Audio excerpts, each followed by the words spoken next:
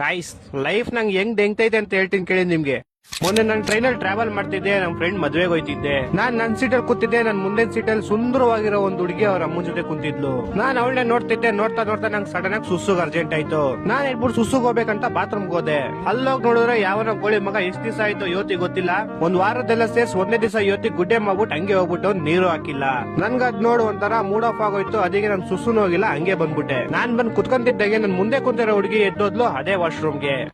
ನನ್ನೇ ಗುರಾಯಿಸ್ಕೊಂಡು ಮೂಗ್ ಮುಚ್ಕೊಂಡು ಅಲ್ಲಿ ಮಾಡಿರೋ ಗುಡ್ಡೆ ನಾನೇ ಅಂತ ಅನ್ಕೊಂಡು ಬಂದ ಆ ವಿಷಯನ ಅವ್ರ ಅಮ್ಮನ್ ಕಿವಿಲ್ ಹೇಳಿದ್ಲು. ಇವಾಗ ಅವಳು ಅವ್ರ ಅಮ್ಮ ನನ್ನ ಹೆಂಗ್ ನೋಡ್ತವ್ರೆ ಅಂದ್ರೆ ನನ್ ದೊಡ್ಡ ಗಲೀಜ್ ನನ್ ಮಗ, ನಂಗೆ ಕಾಮನ್ ಸೆನ್ಸ್ ಕೂಡ ಇಲ್ಲ. ನಾನ್ ಮಾಡಿಲ್ಲ ಗುರು, ನಾನ್ ಒಂದಕ್ಕೂ ಹೋಗಿಲ್ಲ ಗುರು ಅದ್ ನೋಡ್ಬಿಟ್ಟು.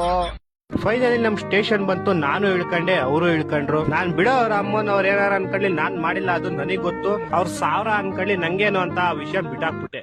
ಸರಿ ಅಂತ ನಾನ್ ಕ್ಲೀನ್ ಆಗಿ ರೆಡಿ ಆಗ್ಬಿಟ್ಟು ನೈಟ್ ನಮ್ ಫ್ರೆಂಡ್ ಮದ್ವೆಗೆ ಹೋದೆ. ಅಲ್ಲಿ ನೋಡಿದ್ರೆ ಅದೇ ಅಮ್ಮ ಮಗಳು ಅದೇ ಮದ್ವೆಗೆ ಬಂದವ್ರೆ.